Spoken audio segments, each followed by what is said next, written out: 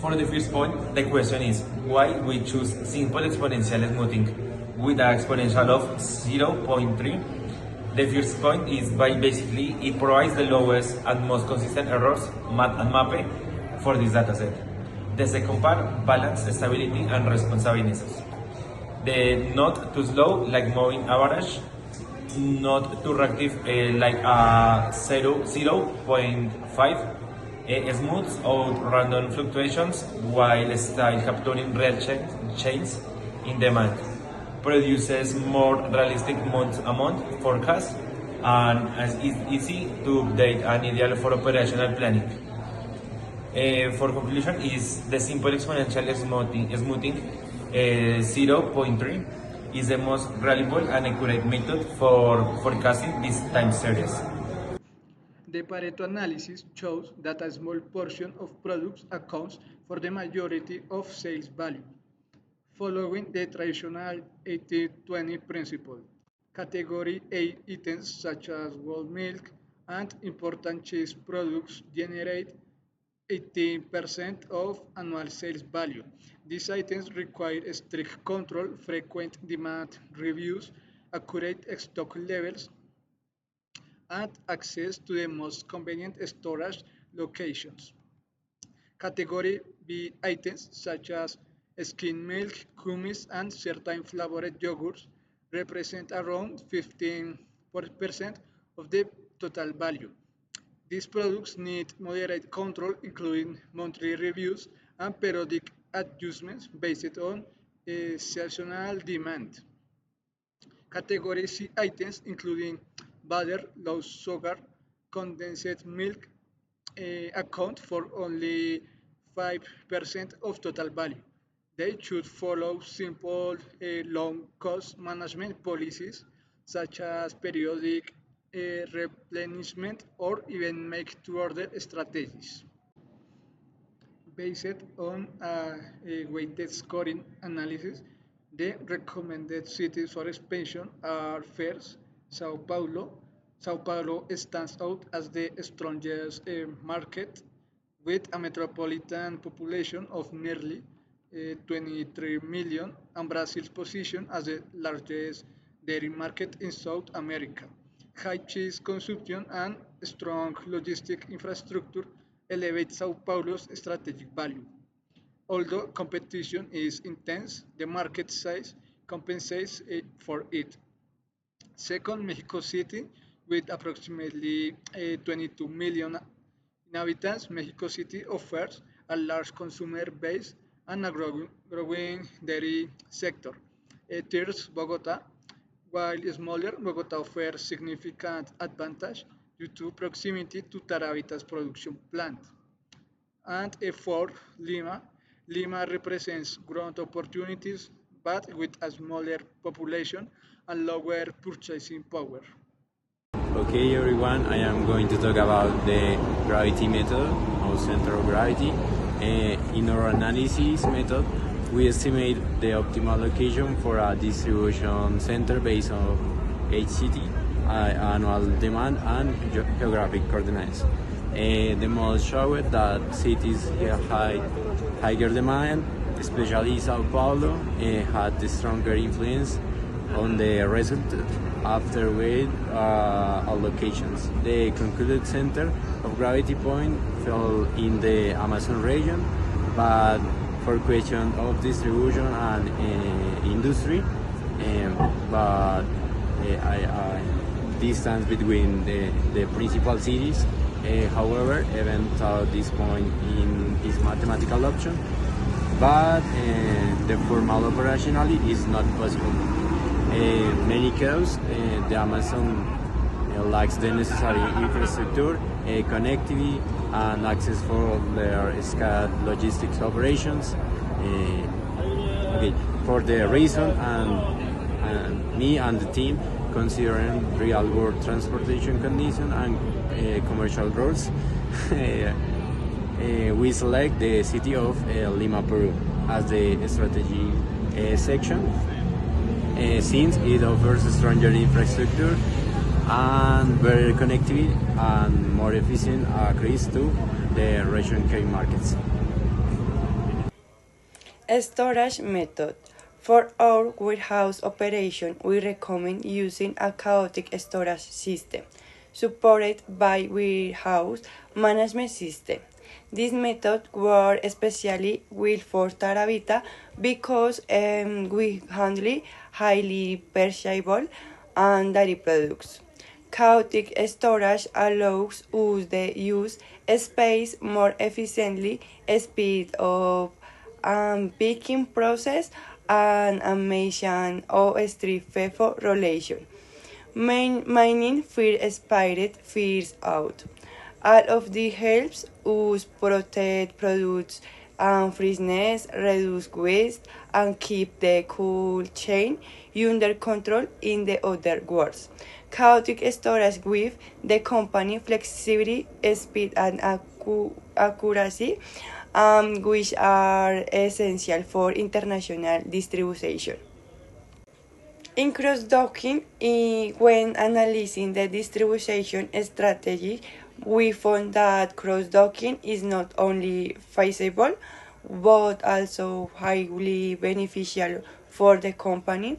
The best model for Tarabita is the pre-distributed and cross-docking approach where products arrive already stored by destination. This reduces holding time, avoids unnecessary storage, and minimizes the risk of temperature deviation, something extremely important for dairy products. By using the model, Tarabita can move products faster, protect the cold chain, and improve service levels in markets such as Sao Paulo, Mexico City, and Lima. Overall, cross-docking helps us operate faster, safer, and more efficiently across international routes. Okay, passing with the point number 8, we see the Tarabita's logistic networks begins with a group of 8 to 12 local and regional farms that supply the fresh raw milk every day. These farms must follow good manufacturing practices and maintain the full traceability, since the milk quality depends on handling conditions. Some farms deliver directly to the plant, while others sends their milk to nearby collection points. From there, the milk is transported through the short refrigerator routes to keep it fresh and safe. All the raw materials eventually reach Taravita's means processing plant in Colombia, which functions as the center of the entire operation here. The milk is pasteurized, processed, fermented, and packaged. The plant requires cold rooms, quality control labs, and organized internal logistics to manage both incoming inputs and outgoing products. After production, finished products are loaded onto the refrigerated trucks to maintain the cold chain. From the plant, the products are sent to the regional distributor center, usually located in Bogota or nearby the logistic zones. This DC consolidates all productions, stores products in cold chambers by SQU, manage the inventories, and prepares national and the international shipments. Efficient pallet systems, warehouse softwares, and cross-docking help to speed up the operations and reduce the delays. For the international expansion, the markets like Sao Paulo, Mexico, and Lima, Taravita relies on small partner-operated hubs. These hubs receive the consolidated shipments from the Bogota by the sea, land, or on air, and depending on the urgency, and the coast. They hold small but strategic inventories and manage last mile deliveries in each city, ensuring products arrive on time and at the correct temperature to these products. The transportation companies support every step on this chain by providing refrigerated routes between farms, the plant, the DC, and the international hubs. Their technology helps to track the temperature of the milk, optimizing the routes, and share the real-time updates, making sure the cold chain is never broken. Additional, the service providers, such as an external quality labs, packaging suppliers, financial services, and insurance companies, helps to maintain their certification, the guarantees, the traceability, reducing operational risks. Finally, the Tarabita delivers its products to supermarkets, neighborhood stores, brand-owned shops, wholesalers, and even the e-commerce customers. These clients receive the order with a strict delivery window, ensuring and even an e-commerce logistic network remains a reliable, consistent, and aligned with the company's quality standards. Checking the point number 7, as we can see, the most important category for a dairy company is the strategic items quadrant, that it's located in the high impact and high risk area. The raw milk is the best example. The entire production process depends on it principally, and any price change, seasonal shortage for a farm issue can stop the operations completely.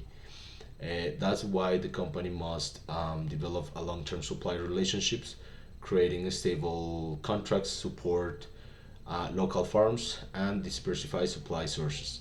In some cases, using indexed pricing or hedging tools helps to reduce the cost volatility. We can check in the top left quadrant the leverage items, which include the service and materials like the transport, the cartons, the cleaning chemicals, the labeling materials. And these items have a high financial impact, but allow supply risk because there are many suppliers available in this case. For this category, the company can negotiate strongly and use volume discounts and standardize the packaging formats to reduce the cost and simplify the logistics. In the bottom right quadrant, we find the bottleneck items such as a refrigerator, spare parts, temperature sensors, and the quality control regions. Even though they don't represent a large cost, they are difficult to replace, and shortages can stop the production, principally. In this case, the recommended strategy is keeping principally the safety stock, seeing strict service contracts, and improving the preventive and the maintenance with the technology, in this case, like the IoT sensors. And finally, in the bottom left quadrant, we have the non-critical items such as office suppliers, minor tools, uniforms, and stationery. So in this case, these have low impact and low risk, so they only require simple controls and periodic purchasing to avoid unnecessary administrative efforts. Okay, we have the supply chain risk identification and probability impact matrix. We identify 5 risks. The first one is demand variability. The second one is logistics delays. The third and the fourth is raw milk shortage and cold chain failure. And finally, we have the regulatory non-complaints. The most important is demand variability and logistics delays. We have to take in account the other ones, but it's not most important. The sustainability strategy. We have the route optimization and emission reduction. For reduce that, we have to use digital tools to reduce distance and consolidate shipments, and work with Euro 5 and 6. The supplier development. Training in good livestock practice and fair payment programs and long-term contracts. The sustainable packaging, transition to recyclable and biodegradable materials, standardized size to reduce waste, and finally we have the quality employment across the chain.